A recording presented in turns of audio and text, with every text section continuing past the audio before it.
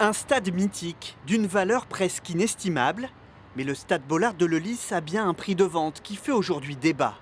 Le club devra payer 27 millions d'euros à la mairie de Lens.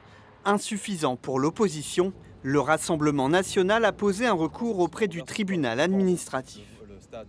Aujourd'hui, le prix de vente du stade est dérisoire. En fait, je ne m'oppose pas à la vente du stade, mais au prix auquel il est vendu. Parce que si la ville n'est pas soumise de respecter le prix convenu par les domaines publics, elle doit cependant justifier, si le prix est inférieur, justifier de contreparties nécessaires. Et aujourd'hui, ce n'est pas le cas.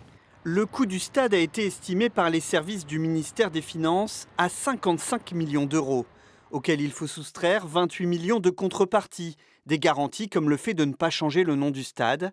Le calcul est simple. À l'arrivée, le Racing doit verser 27 millions d'euros à la municipalité, un juste prix selon le maire de Lens. Le prix de vente a été déterminé avec les services fiscaux. C'est eux qui nous déterminent le prix de vente. Après, on a regardé sur les clauses, qui étaient des clauses notamment sur le naming, sur le maintien des prix des places à tarif abordable, la valorisation de ces clauses-là pour arriver à un reste à charge, un reste directement versé à la collectivité, mais qui part d'un prix de vente qui est là aussi, dans toutes les étapes, ont été estimées par les services fiscaux.